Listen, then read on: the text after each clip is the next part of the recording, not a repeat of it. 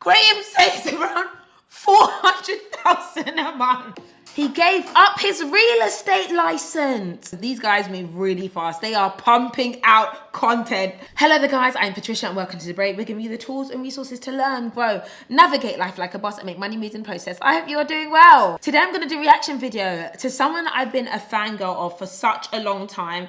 And I'll be completely honest with you, the reason why I decided to let my accounting side flourish and create this platform was actually after watching a lot of guys that kill it in this space. And I was like, I wanted to be a girl with a voice and talk about money. And I love Graham Stephan. I watch his channel all the time and I just think he's really good. And I think his story as a creator is really interesting. And as a YouTuber, if y'all don't know already, it's a real job and people are making real livings. So I saw his video on living on 6.1 million a year in Las Vegas, Millennial Money, and it was featuring Graham. And I was like, you know what? Yeah, it's time. They've actually asked me to do a video once before and I'm just like, nah, not yet.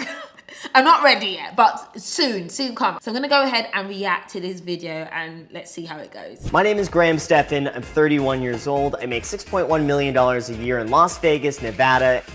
And this is, wait for it, Millennial Money. $6.1 million a year. To be completely honest with you, sounds about right. 2019 was the first year that Graham earned his first million from his YouTube channel. His net worth is $15.5 million.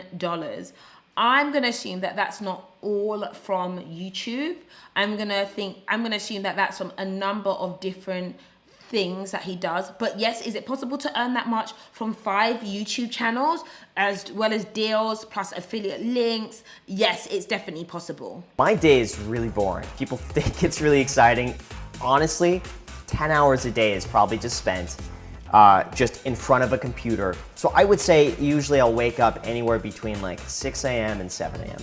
And then I walk 20 feet to my office, I close the door, and usually I don't come out until like 6 p.m. So obviously I'm in this industry and I'm just gonna say that's not healthy. I just can't do it. And for me, though I'm a creator, though I'm a YouTuber, I love to at least like enjoy. And obviously I have a balance. I have a family and that kind of stuff. So for me to commit 10 hours a day to just filming and just working, I really can't do it because I think there's a value between work-life balance. But that's why I don't have a net worth of 15 million yet. But I'll be getting there. We'll be getting there very, very soon. People often think that YouTubers don't really have real jobs. Like, it's hard when you are the director, the producer, the idea creator, the publisher. You're doing everything. And I think these things, our platforms, our audiences are our babies. So it's really hard to let other people come in and support you with that process. And you can tell when people don't love creating and not that involved. In that office, I'm just trying to think of video ideas. I'm trying to plan out different concepts.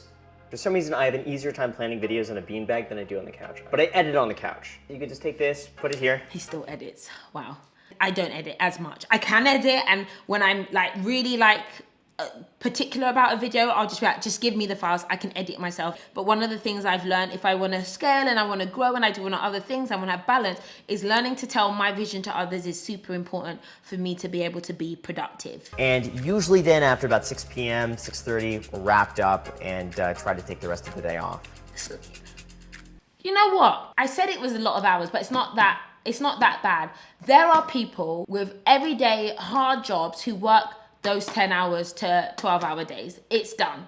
So if you're making 6 million a year from doing something that you love, from the comfort of your home, enjoy. Moving to Vegas. I definitely watched that Millennial Money. Grew up in Los Angeles my entire life. It's really all I knew, and when the pandemic hit, it really made me reevaluate where I wanted to be and where I wanted to work. And once I came up to Las Vegas to see a friend, we really got to experience a different side that I'd never seen before. And I really liked it. And I was able to get so much more for the money. I was able to get so much. The concept of moving for getting more for your money is one that I'm really highly considering. So obviously, Los Angeles is a super expensive city, super high taxes, the same as London. Whether or not I would move to Las Vegas or like the countryside, I don't know, because I feel like I'm a London girl through and through. But even Graham wants to maximize, on his money. much more space, everything was less expensive, and that allowed me to expand my entire business in ways that just was not as possible in Los Angeles. That makes sense. He gave up his real estate license. My gosh, this is the truth of the matter. Being a YouTuber is really lucrative, but it's really difficult to balance other things as well. Wow. There's certainly a financial component to moving here as well that would allow me to get a home that is almost 4,000 square feet for half the cost in Los Angeles. It allows me to have people working from the house all day, that we could collaborate with each other. That just wasn't as doable in Los Angeles. And there's certainly the state income tax. I would be saving 13.3% living here. And so that... There we have classic Graham, which is thinking about the numbers, crunching and seeing actually how can he make more from his money. I've obviously followed Graham and I kind of understand his story and I understand what the taxes in LA are like. It has to be factored in that allows me more money left over that I could reinvest elsewhere. And a lot of that money just goes back into the business. Reinvesting into your business, into your staff, into your work as a creator is a really important thing to do. If you guys haven't seen, I'm actually in a new apartment, which is actually a work apartment. So I have 5 employees who work for me. I basically, I don't mind sharing. My costs are between £15,000 and £20,000 on a monthly basis. And it's not actually that high in comparison to others, but that's how much I spend to make stuff happen. So for me, the more I can invest into people, team, ideas, and growing, the better for me. And I think that creators who want to do really well make that effort to just plow it in to what they're doing. And I love it. It seems like a lot of the financial guys on YouTube all live in Las Vegas, and it almost seems to play into the whole frugality thing where you are living in an area where your money goes further. And it was something that I've never experienced before because I've always lived in Los Angeles, so that was the norm. So leaving that and being able to experience something new just gave me a much wider perspective of what else was out there. What's super interesting to me is, number one, the community and what the financial community looks like on YouTube. I would like to see more women in the world of finance. And I think there's a level of trying to keep up because these guys move really fast. They are pumping out content and they don't stop. And I'm trying to get there. They have a desire to still live frugally, though they are earning loads and loads of money. So Graham's mentioned he makes 6.1 million a year, but he still has this concept of frugal living. And I think there's a reason why certain people are able to build a little bit more and are maybe more money motivated. And I don't know Graham's background and upbringing, but I think there will be a factor to play there, which I would also have some similarities with. And I think no matter how rich I am, I'll probably make coffee at home. Why am I spending £3.50 to £5 on coffee? It's not that deep, you know, come on. I think I'll always have a frugality about me, no matter how much I earn. I'm always able to jump on that. Graham saves around 400,000 a month. Graham saves about $400,000 a month. Some people don't save 400,000 in a lifetime. How's he making this in a month? That's what we want to know. He invests 60% of it and the rest of it into taxes. Hold on. So he bought his house, 4-bedroom, 1.44 million. That's, in the scheme of things, based on how much money he has, how much he has coming in, that's really cheap in terms of his ratio. He could have gone and spent 8 million on a house if he wanted to, but he didn't. With a 15% down payment, he lives and breathes the life that he talks about. He's frugal all the way. Because if it was me, girl, if it was me, I would have bought the mansion. But we're different. Put his commission towards closing costs, paying up. Wow. His mortgage is $5,000 a month. It's so reasonable. He's living such a reasonable life. He could have reduced his monthly expenses if he was to have put a higher deposit down or have no deposit, which he could have probably afforded to do. I'm not sure why he didn't do that. So for me, I often like to go mortgage free, but I'm presuming that he would have wanted to use his money for something else. But based on how much income he has, his life is not expensive. And it's all about ratios, to completely honest. to completely be honest. He spent $45,000 on his aquarium. There is really no budget at this point that I stick to, because like the default is always, I'm gonna save. The default is never spend.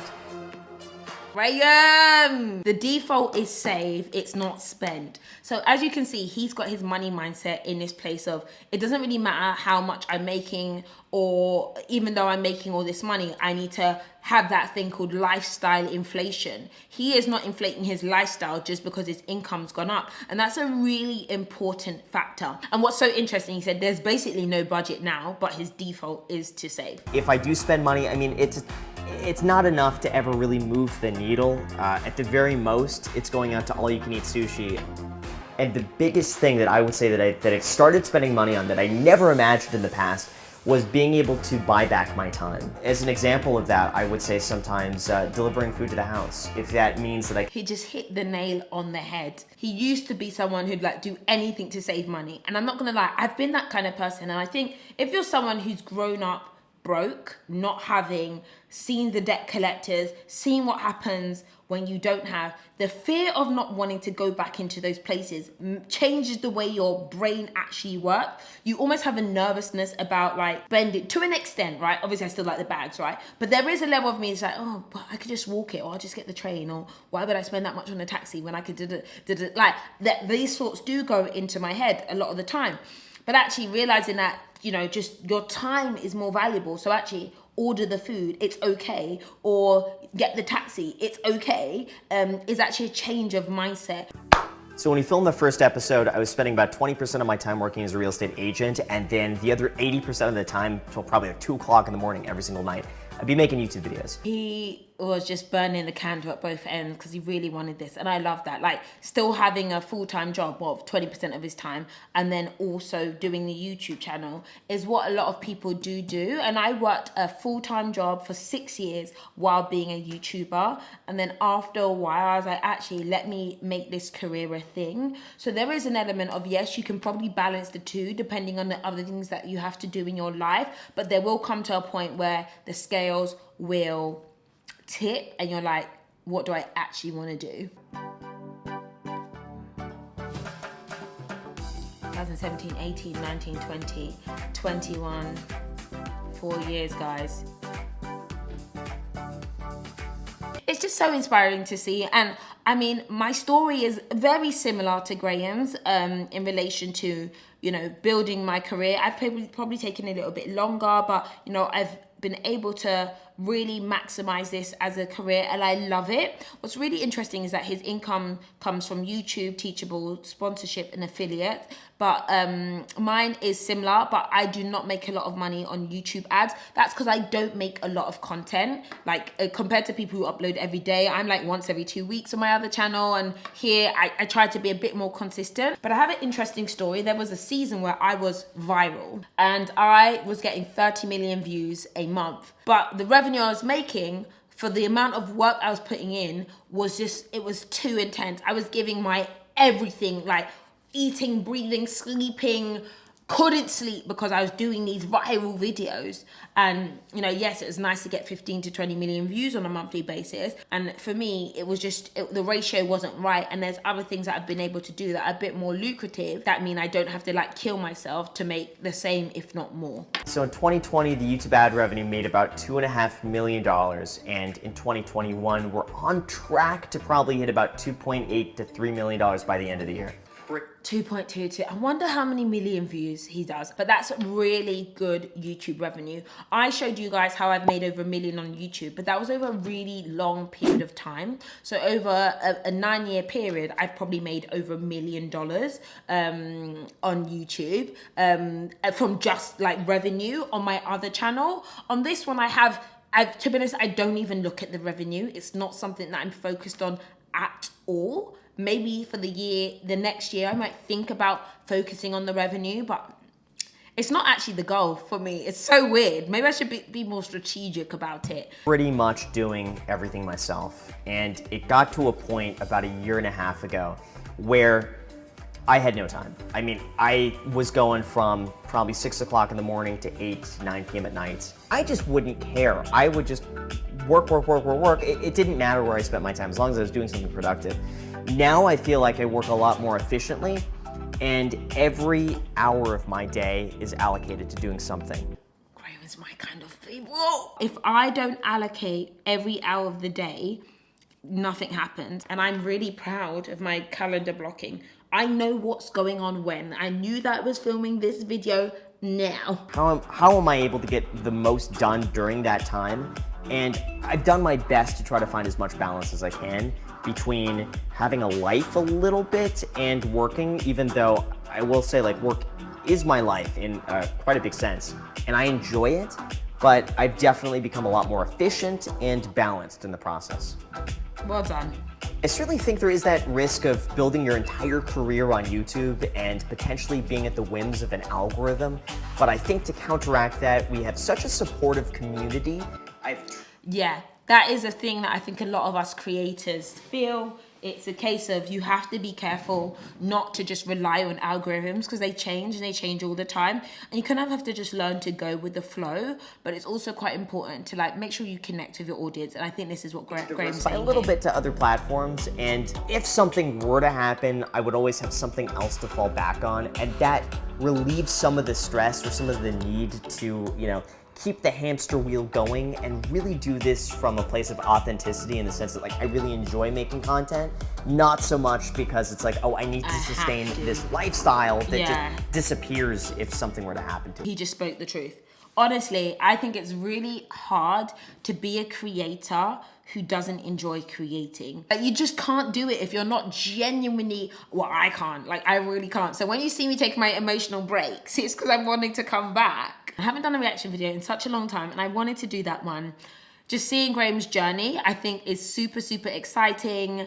And I think that, again, for anyone who doesn't know how real a career YouTube can be, if you're thinking about being a creator, if you want to understand the process more, it's worthwhile getting involved. I will be probably doing a course next year, like into the nitty gritty of actually being an online creator and an influencer, even if you want to work on Instagram and all of that kind of stuff. Okay, guys, that's the end of this video. I hope you guys enjoyed, and in the meantime, I'll catch you later. Oh, and if you haven't picked up your Mind and Money Planner, I believe we still have some of these left. I have a link in the description bar below. Get ready for 2022. To be organized and productive and richer than ever, I hope.